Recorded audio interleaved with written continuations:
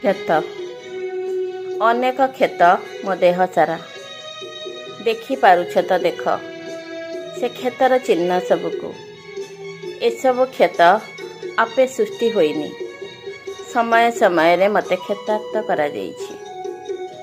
କେବେ ନିଜ ଲୋକଙ୍କଠାରୁ, କେବେ ଅନ୍ୟଠାରୁ ଯନ୍ତ୍ରଣାରେ ମୁଁ ଚିତ୍କାର କରିନାହିଁ। ନୀରବରେ ସହିଛି ଆଖିର ଲୁହକୁ। ଆଖିରେ ବଡ଼ ଗଭୀର ସେ କ୍ଷତ। ଅନେକ ଦିନ, ମାସ, ବର୍ଷ ପରେ ବି ରୁଗୁ ରୁଗୁ ହୋଇ ପଡ଼ି ଉଠେ। ଶୁଆଇ ଦିଏନି, ବସେଇ ଉଠେଇ ଦିଏନି। ବଡ଼ କ୍ଷତ ତ ଆକସ୍ମିକ ଥିଲା, ଅପ୍ରତ୍ୟାଶିତ ଥିଲା, ମୋ ଜ୍ଞାତସାରରେ ନଥିଲା। କ୍ଷତକୁ ମୁଁ ସାମ୍ନା କରିବା ଆଗରୁ କ୍ଷତ ମୋତେ ସାମ୍ନା କରିସାରିଥିଲା। ମୋତେ ଏତେ ବ୍ୟତୀତ କରିନଥିଲା, ଏତେ ଯନ୍ତ୍ରଣା ଦେଇନଥିଲା ସେ ସମୟର କ୍ଷତ। ଯେତେ ଆଜି ମୋତେ ବାଧେ, ଭାବିଲେ ଛାଡ଼। ଏସବୁ କଥା ତୁମକୁ କହି ଲାଭ କ'ଣ?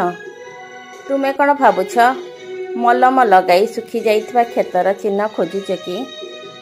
କ୍ଷତ ତ ଶୁଖିଯାଇଛି କେବେଠାରୁ। ତା ଚିହ୍ନବନା ଆଖିରେ ପଡ଼ୁନି କେଉଁଠି।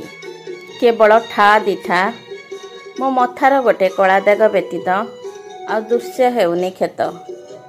ଯାହାକୁ ତୁମେ ସୃଷ୍ଟି କରିଥିଲ ବଡ଼ ଗଭୀର ଭାବେ ଆଘାତ, ସେ ଚିହ୍ନ ମୋ ଦେହରୁ ଲିଭି ଯାଇନି।